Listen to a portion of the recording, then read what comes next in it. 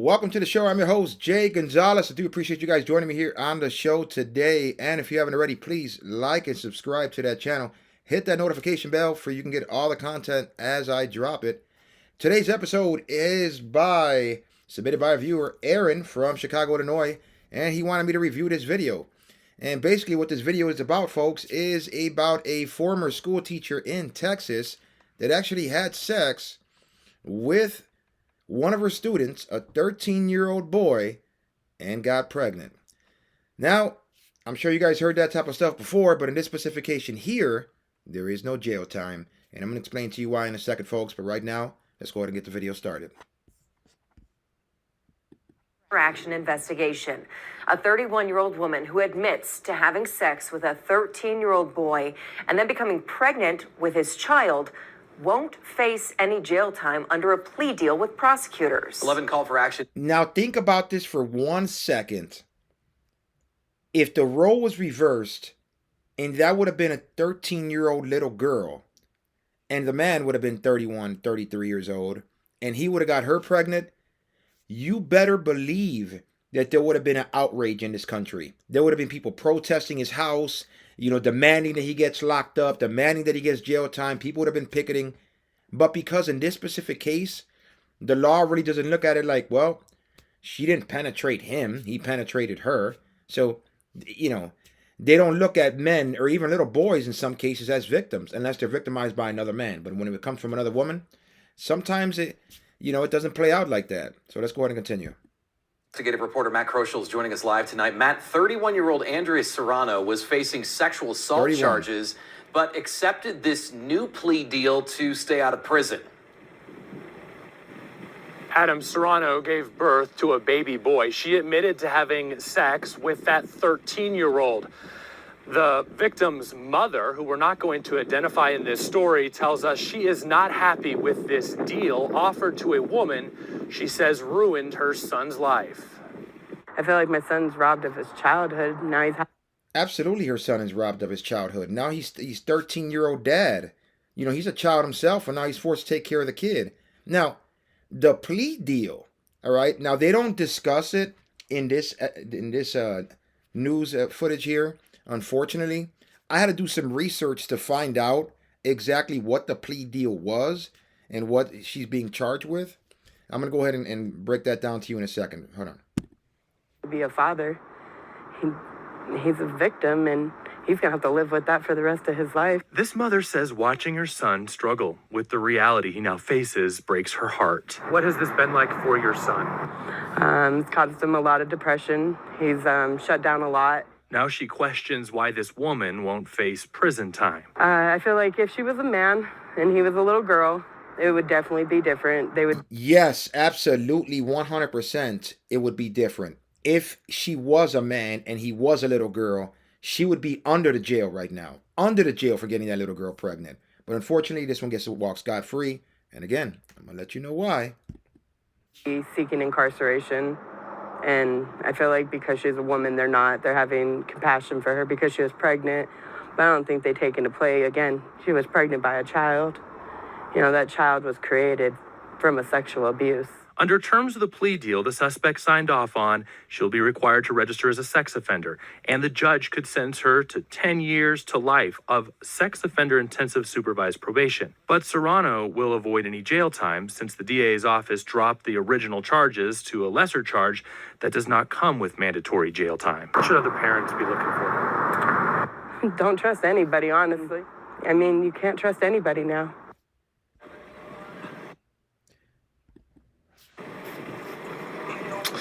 The victim's family says they are looking for the next steps in this case, and they'll actually ask the courts to give custody to the 13-year-old of this baby. Adam and Lindsay, what we do... Of course, the court should grant that. I mean, at the end of the day, if she's going to be listed as a sex offender, she cannot be around children. How is she going to be able to take that kid to school if she can't be around school? She can't be around children. So, without a doubt, she should lose custody of that baby. Now, let's get into the plea deal that she was given. And when I first heard this, I said, that doesn't make any sense. Well, unfortunately, this specific judge decided to break it down and give her a lesser charge with a plea deal, ready, of incest. These two ain't even related, but she's getting a charge of incest. So then I started thinking, well, why? What would make them want to do that? So then, when you really break it down, number one, in another interview, the mom admitted that the child was not staying with her. Not sure who the child was staying with, but I know he wasn't staying with mom. Now, maybe mom knew he was staying with the teacher. Maybe, child services put the child with the teacher. Who knows? But nonetheless, he wasn't staying with mom. Number two, and this is probably the one that got her off the most. She indicated to the arresting officer and in court that she was drunk when it happened. When they had sex, it was in her car and she was drunk. Now, in pretty much every state, including the state that this transpired in, which is Texas, a woman cannot give consent if she's been intoxicated. Therefore, if she was intoxicated and not in her right state of mind, okay, she could not, on her own free will, wanted to have sex with him or grape the young man, if you will, okay? But, and who's to say that when she was intoxicated, he wasn't? I mean, she's already, graping him. And let's not, regardless what the facts are, let's not sit here and be dumb and think this is the first time that they've had some type of relations. It's not, okay? Now, back to her intoxicated. The fact that she can't give consent, and the fact that in this specific case, from my understanding, the boy, when they questioned him, he wasn't intoxicated. He was in a sober mind. Therefore, he, according to the court system, took advantage of a drunk woman. We cannot sit here and say a 13-year-old boy is not capable of grape, because it can happen. Did it happen? Well, according to the judge, in this specific case, they're ruling it as incest, possibly to protect the young man from going to jail for graping his teacher. So it's a hell of a twist to the story. And at the end of the day, I'm not sure if justice was served here, if they protected the young man from doing a bad thing, or if she's a woman that, took advantage of a young man. So it's crazy. But I'm going to show you, in the very same state, in the same profession, teachers, the same age of the young man, okay, 13, same grade, 8th grade, 2 different consequences. Check this out. Judge Michael McSpadden formally sentenced the former Aldine ISD middle school teacher to 10 years behind bars.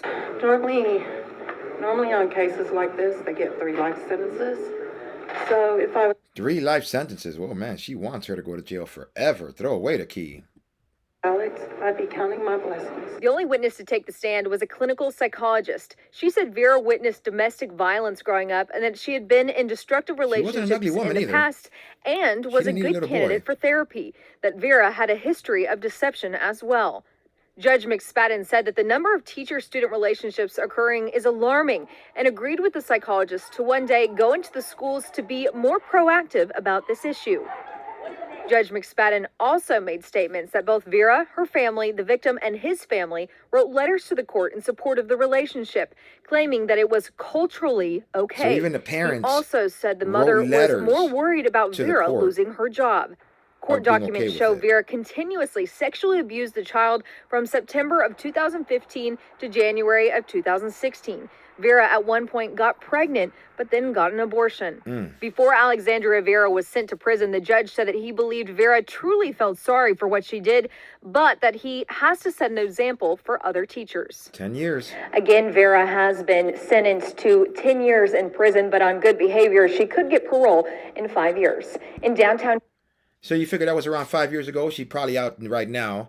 But at the end of the day, you got, some might say 2 different administrations and 2 different outcomes. When I look at it, again, the fact of the matter is that she claims she was intoxicated, and unfortunately, there's nobody to prove that other than her story. Nobody to disapprove that she wasn't.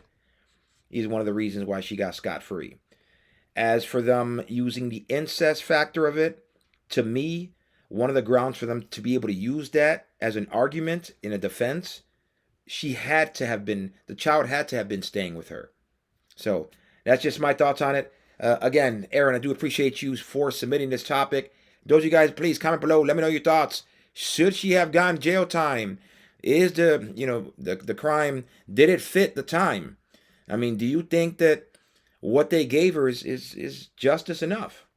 Let me know your thoughts. And again, remember, until the next one, I am your host, Jay Gonzalez. And remember, you ain't living life unless life is controversial. Peace out.